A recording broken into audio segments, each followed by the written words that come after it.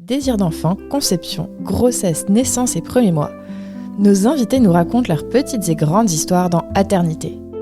Aternité, c'est le podcast autour de la naissance, de la paternité et de la maternité. Je suis Clémentine, et lui, c'est Marc. On sait comment naissent les bébés, mais comment naissent les parents d'aujourd'hui ? Parce qu'il y a autant de réponses qu'il y a de parents, on vous propose de revenir sur ces chamboulements avec certains d'entre eux. Voici leur histoire.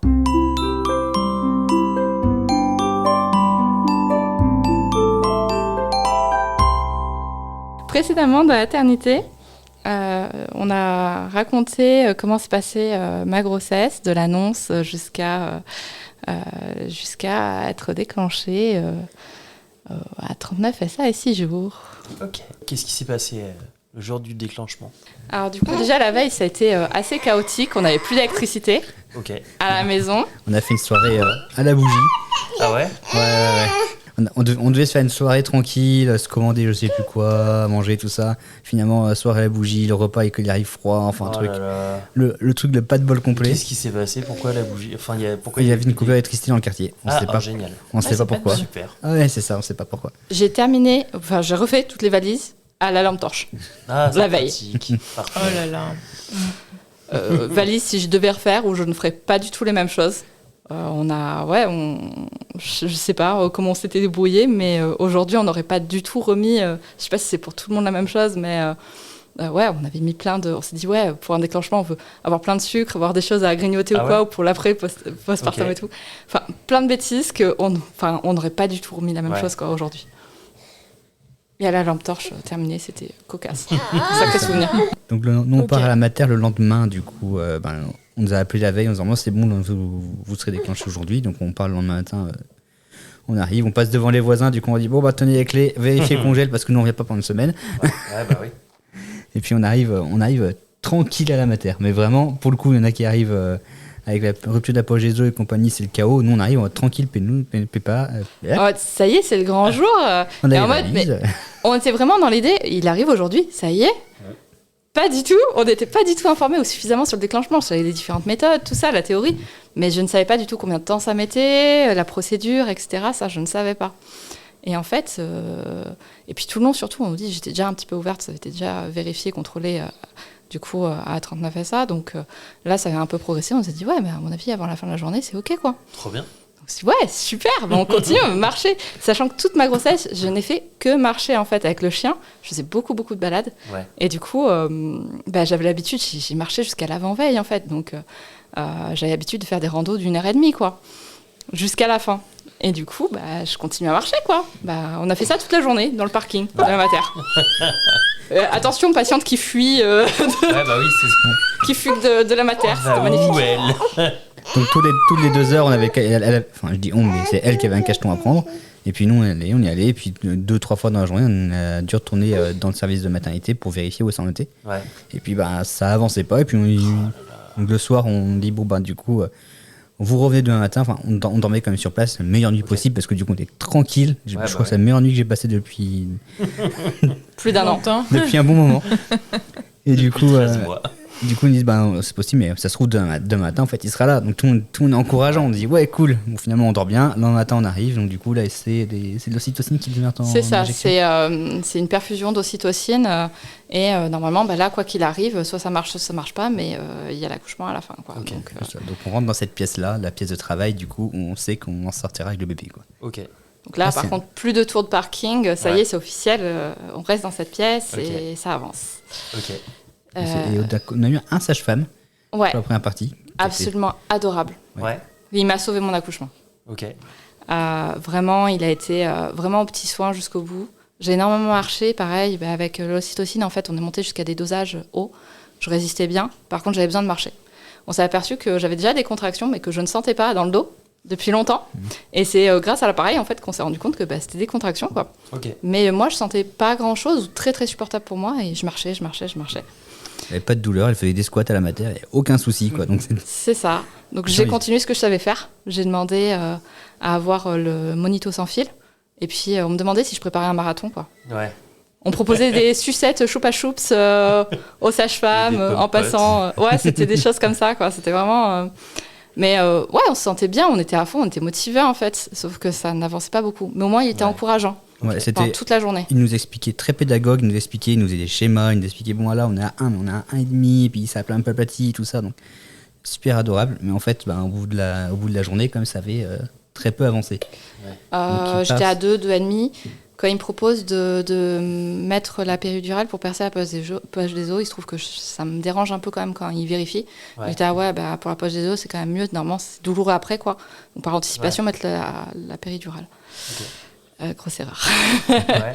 C'était une catastrophe. Déjà, raconte l'arrivée d'anesthésiste. Oui. Alors, l'anesthésiste, quand on me dit il va passer et tout, je profite des derniers instants où je peux vraiment bouger.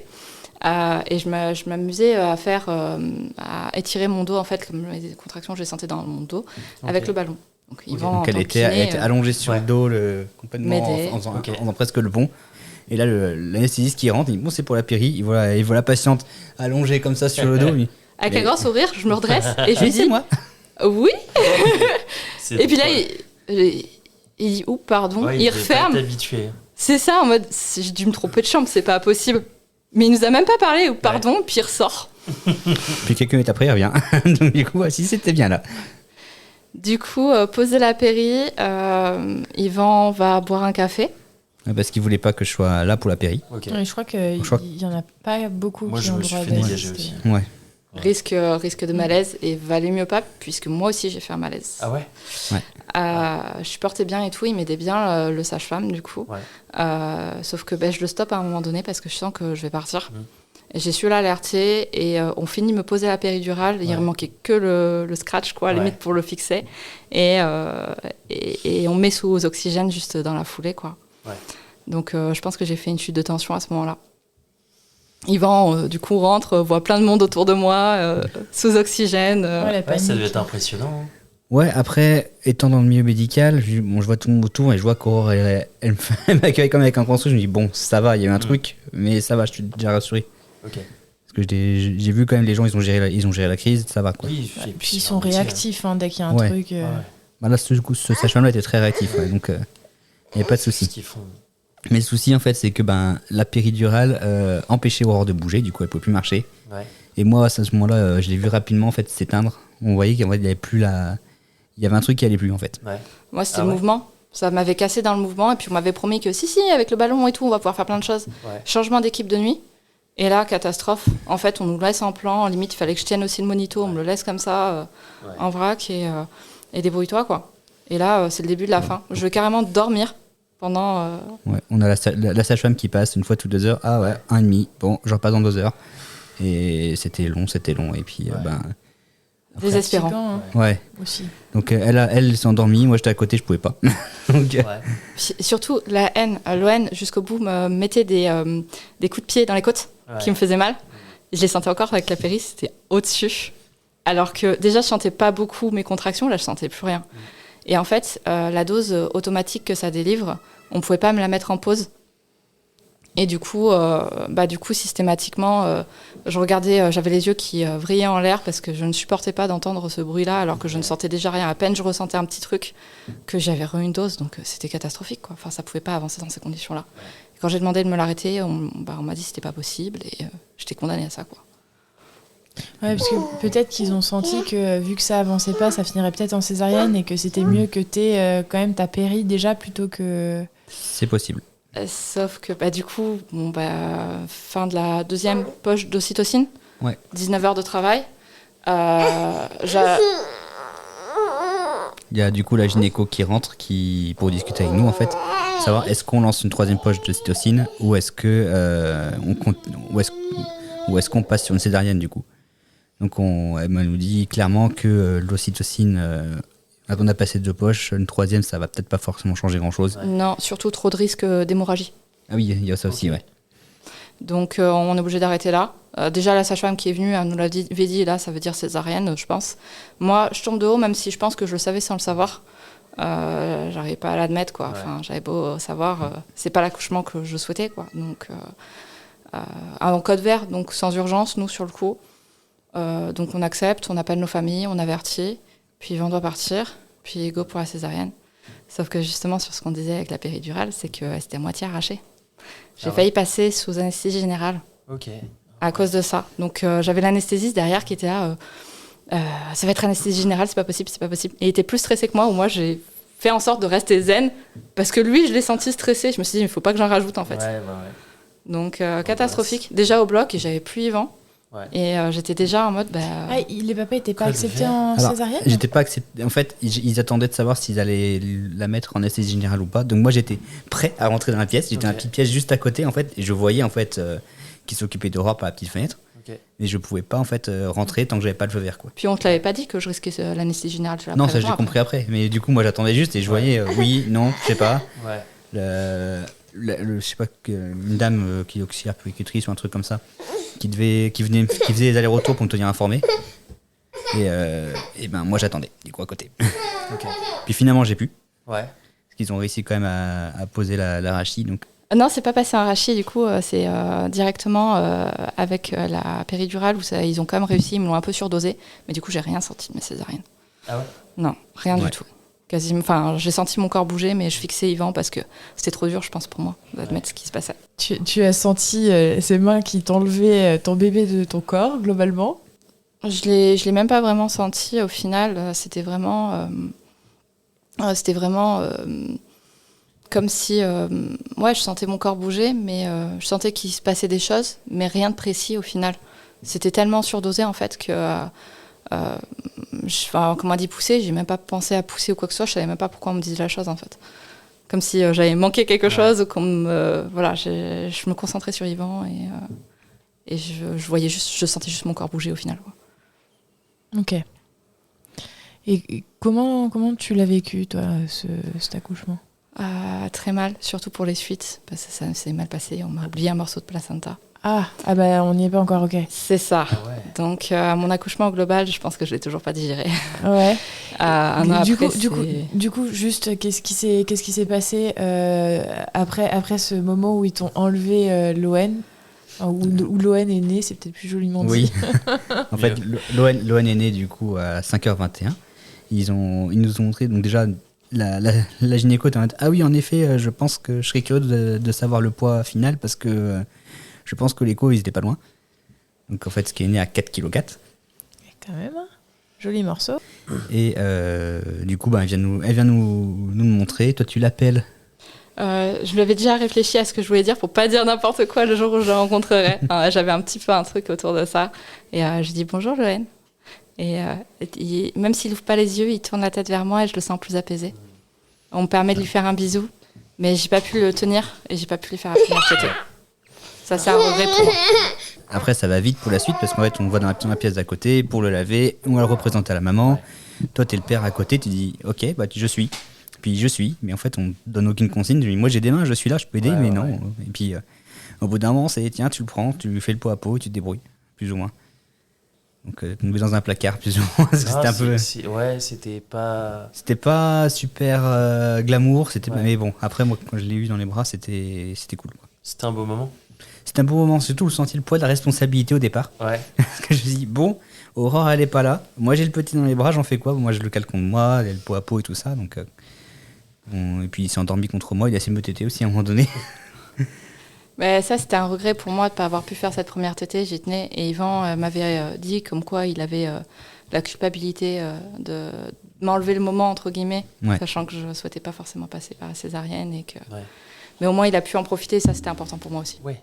Et est-ce que tu as pu faire ta tétée d'accueil finalement, Aurore ? Un petit peu plus tard, juste avant, j'ai eu à la salle de réveil, j'ai eu la visite des anesthésistes qui m'ont dit des choses pas tip-top, niveau notamment qui m'a essayé de me convertir à la religion, celui qui m'a fait sur des trucs pas du tout éthiques.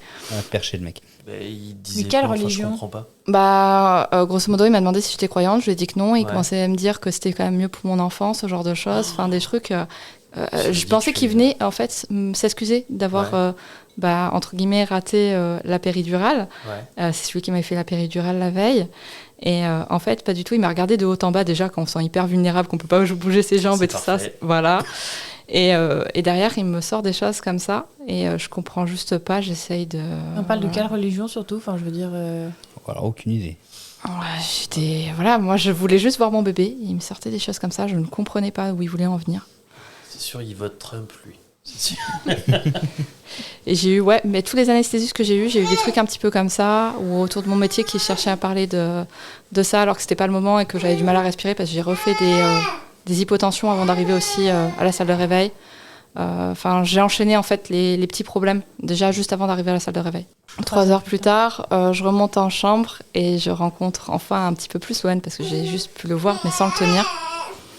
Il n'y a personne pour nous guider et je lui propose enfin la tétée d'accueil. Comme ça me vient, assez naturellement. Là, sur le coup, je le mets au sein sans trop de difficultés. Et puis surtout, on profite d'un moment à tous les trois. Là, relativement calme dans les premiers temps. Puis après, ça s'est un peu dégradé au fil de la journée. En fait, on a eu très peu de visites, très peu d'aide. On tombait encore sur le roulement, mais du matin cette fois-ci. Ouais. Et finalement, on ne me guide pas du tout sur cet été. Donc je fais comme je pense sur toute cette journée-là. Et surtout, 10 heures plus tard, on m'annonce que... déjà, j'essayais de dire qu'il y avait un problème. Moi, je sentais bien qu'il y avait un problème et que je partais régulièrement comme si je m'endormais, alors que je savais que normalement, j'étais censée être un suricate sous amphétamine, comme dit Anna Roy. Elle faisait des micro-malaises, en fait, dans l'idée, quoi. C'est ça. Ah ouais. Je faisais des pertes de connaissances. Et quand j'ai cherché à leur dire, j'étais pas entendue en mode non, mais c'est normal avec ce que vous venez de vivre, en fait. Ouais. Alors que non, il y avait bien un truc que je sentais qui n'allait pas. Okay. Genre j'avais mon bébé dans les bras, je pouvais m'endormir d'un coup en fait, mais juste 2 secondes, et me réveiller en sursaut, me dire non mais il y a un problème. Ouais. Et qu'est-ce qui allait pas dans ce cas-là? Bah du coup en fait j'étais en train de faire une hémorragie. Ah oui. Sauf qu'on m'avait pas mis de drain, donc là ça n'a pas été évalué sur cette période-là pendant 10 heures quand même, parce que je suis repassée 10 heures après au bloc pour m'enlever un morceau de placenta. Ouais, l'enfer. Oublié. Ouais. On m'annonce anesthésie générale. Ouais. Et là, c'est la maltraitance la plus complète en descendant en salle de réveil, comme une salle d'attente. Autant j'étais toute seule, je ne l'ai pas précisé précédemment, j'étais toute seule. Okay. Donc relativement confort, en dehors des désagréments des anesthésistes qui passent et qui me disent des choses étranges. Ouais. Là, j'ai pas mes lunettes, en plus je vois pas l'heure. J'attends et je fais vraiment des malaises de plus en plus fréquents. Hello, une toute petite pause pour vous dire qu'on a dû stopper l'enregistrement à ce moment-là, parce qu'il était déjà tard et que Loan commençait à fatiguer. Du coup, on a décidé de finir l'enregistrement à distance, c'est la raison pour laquelle vous sentirez une différence dans la qualité du son, et possiblement une petite latence entre les questions et les réponses. On vous souhaite une belle écoute. Donc, Aurore, tu es en salle de réveil, et qu'est-ce qui se passe ? Du coup, je suis en salle de réveil. Déjà, dès mon arrivée en salle de réveil, on me demande si c'est pour ma jambe. Non, pas du tout.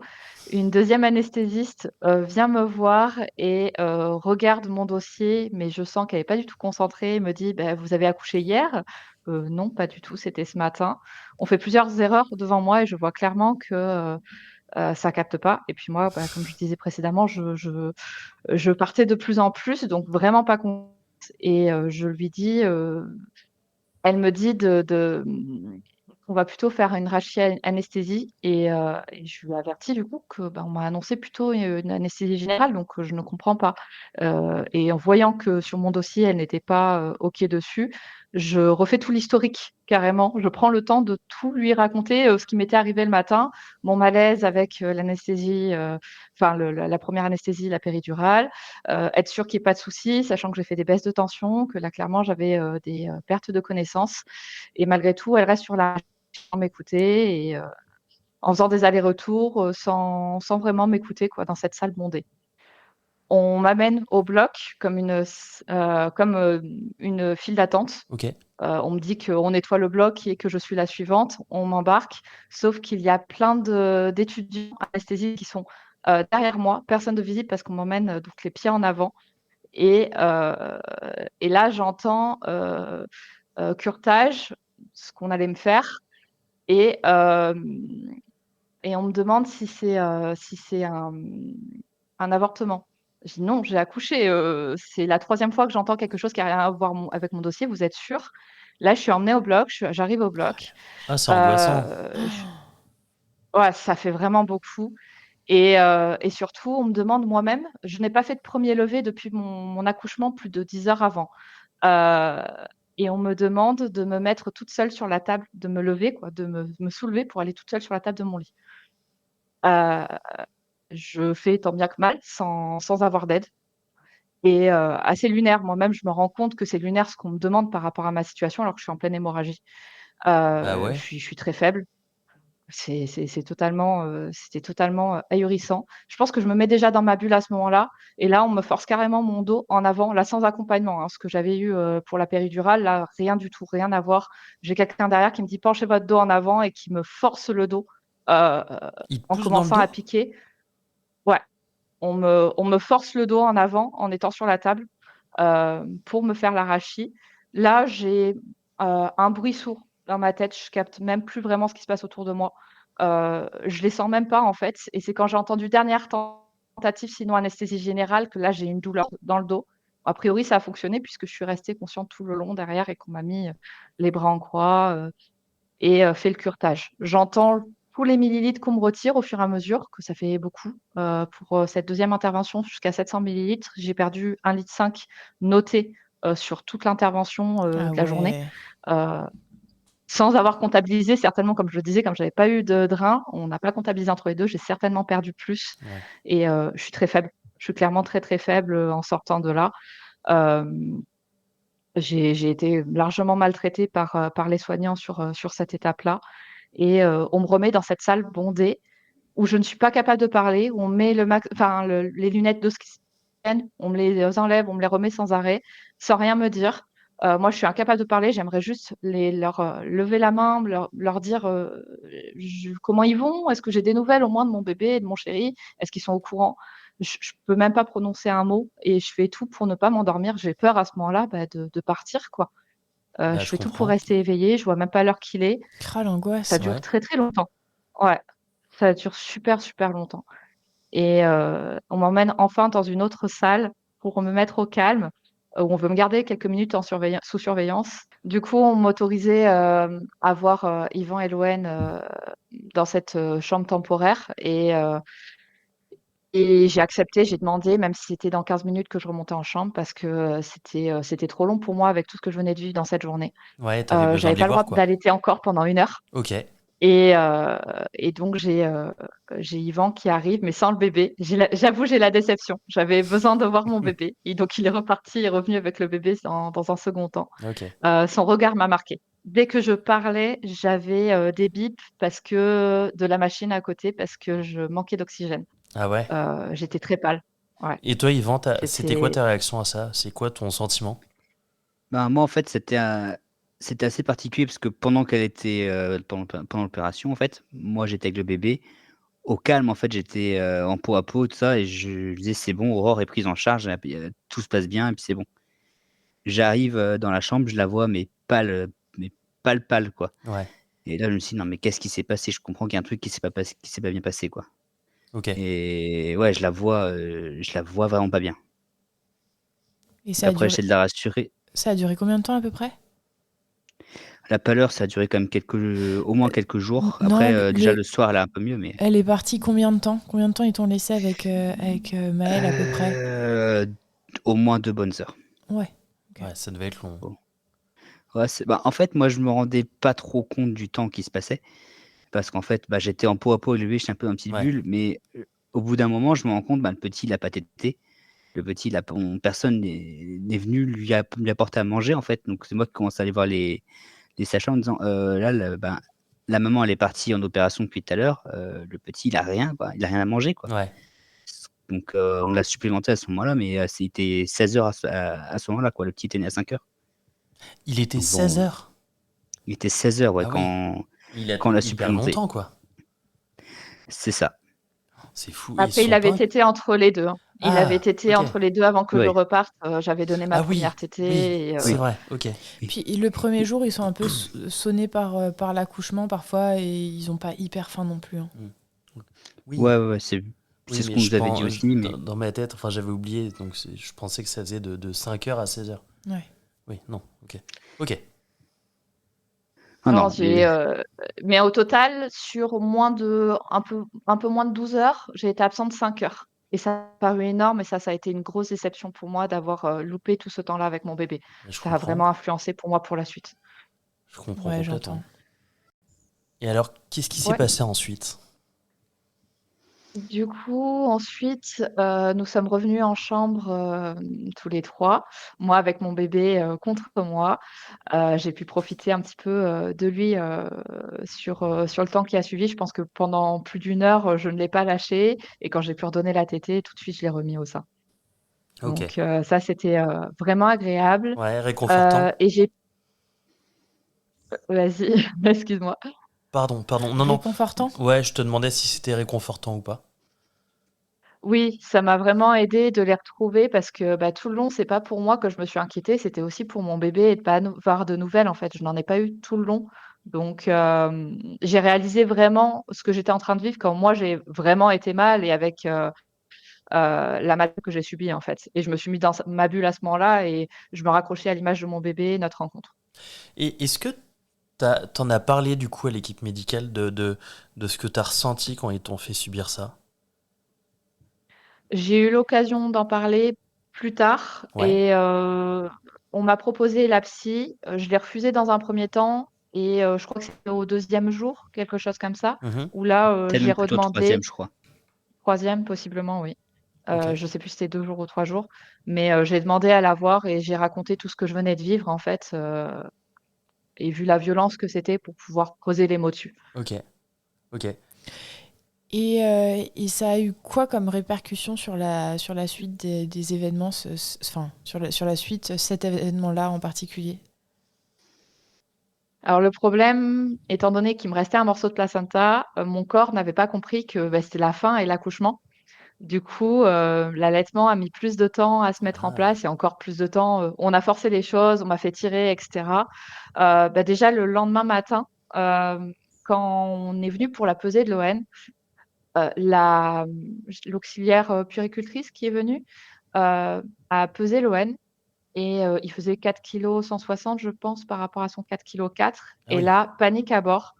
Elle nous dit, «Ah non mais là c'est pas possible, il y a une erreur quelque part, c'est pas possible» et elle part en nous laissant comme ça, Génial. en ayant dit ça. C'est pas du tout anxiogène, c'est parfait.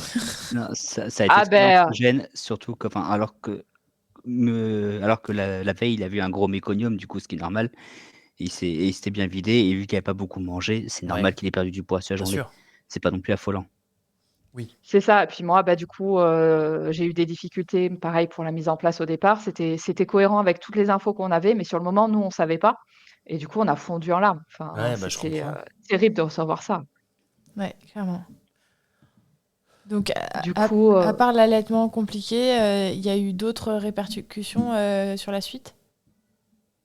Moi, j'ai assez vite récupéré. Paradoxalement, dès la première nuit, je me suis penchée sur, la valise pour, récupérer un body face à la sage-femme qui était là, qui m'a regardé faire et qui m'a laissé faire Ouais. et je l'ai donné à Yvan, justement pour ce premier méconium et et là, elle me dit après: «Mais tu sais que même, des femmes qui ont accouché par voie basse ne font pas forcément ça, dès le premier soir, en fait».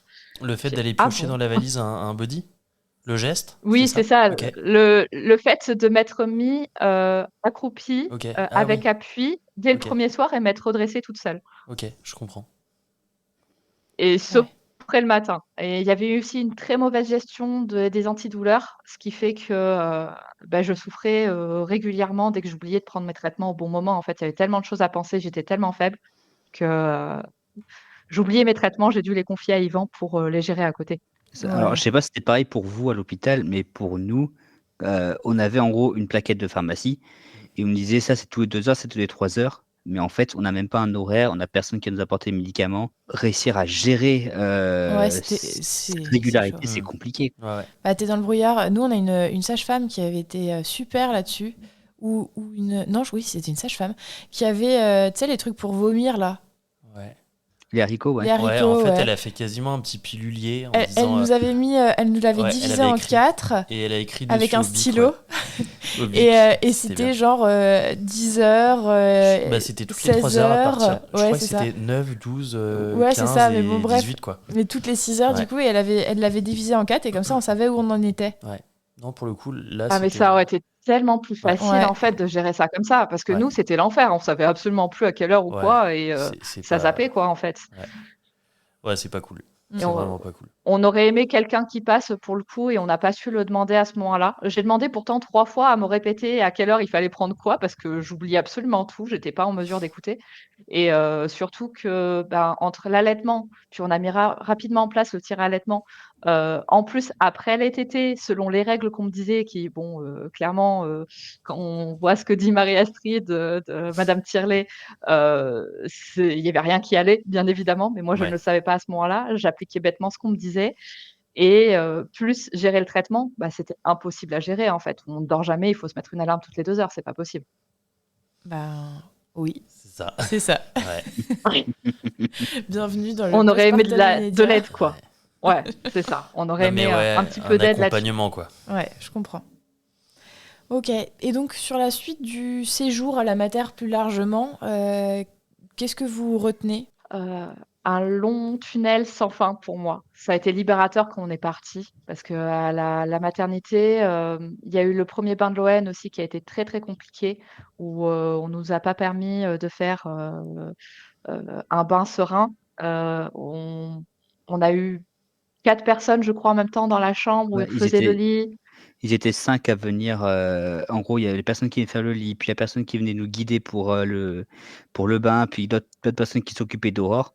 En fait, on était, nous compris et Loane compris, on était 7 ou 8, quoi.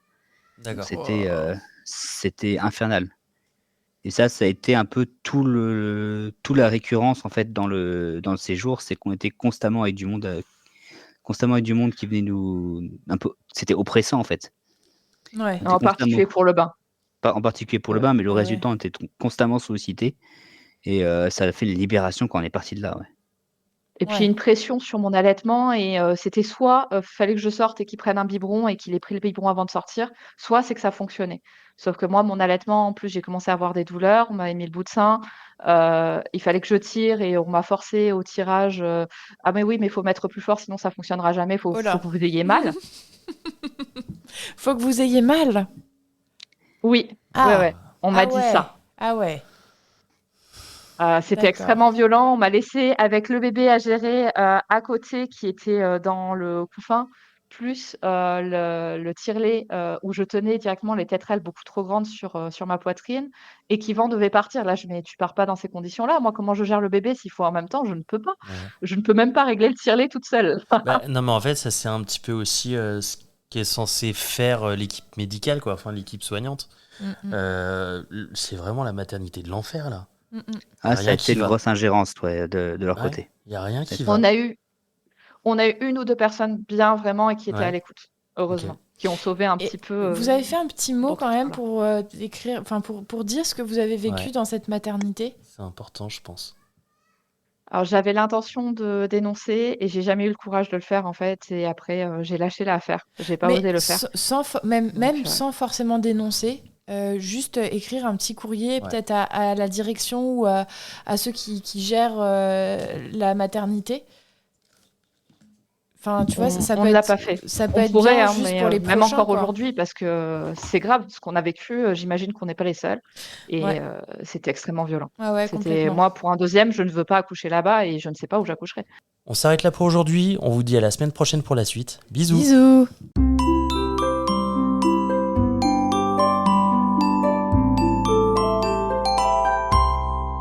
Merci de nous avoir écoutés. On espère que cet épisode vous a plu. C'est grâce à vos retours et à votre soutien qu'on continue à produire des épisodes. Pour nous aider, abonnez-vous, mettez un maximum d'étoiles et des commentaires dans les plateformes d'écoute qui le permettent. Vous pouvez aussi en parler à votre entourage et nous suivre sur les réseaux sociaux.